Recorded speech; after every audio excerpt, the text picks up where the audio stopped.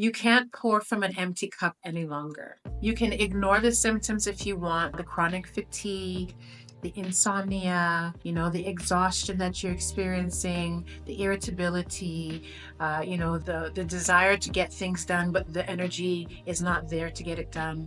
You can keep forcing yourself, to answer to your little people, to your children, to your loved ones, to your job. You can continue to force yourself to do that work, but in reality, there's a slow leakage that has been happening. And the slow leakage, you have your cortisol levels that are getting out of whack, you have your other hormones that are getting out of whack, you have inflammation that's starting to build up in the body, and this leak is going to break open and it's going to become a gushing flood of trouble that you don't want to find yourself in. So I implore you to slow down and inquire about the experiences that you're having in your body.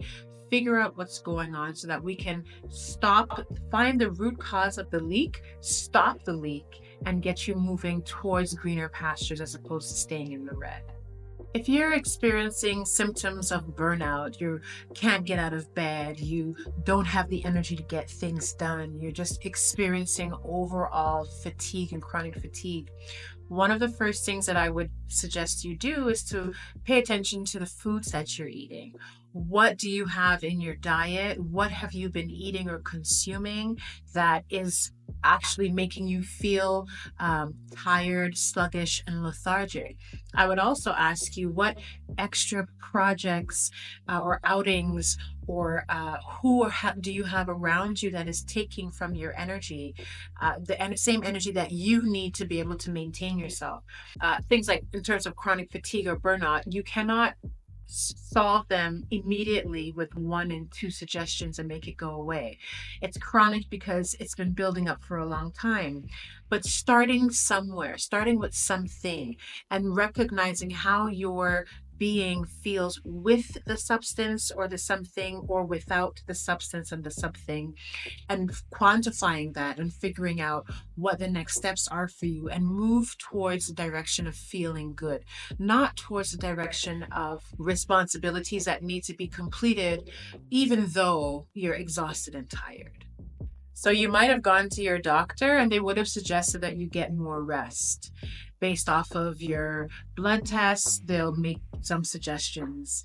Oftentimes, you're going to feel as though there's more to it. And there is. It isn't just about getting that little bit of rest. It's about rejuvenating your body. It's about regenerating your body. It's about making sure that you are covering all layers of who you are that is involved and implicated in this process of burnout. And this is something that we talk about in the community. We look at what foods you're eating. We look at what foods can be eliminated. We look at where you're using your energy, your chi, where you're forcing when you should be resting, where you're resting, where you actually have more energy. We look at what kinds of self-therapeutic therapies, massages, acupressures, whatever the nature is needed to be able to augment your bodily systems to help them to function ideally. All of this is available to you at your fingertips once you join us on the other side of the community.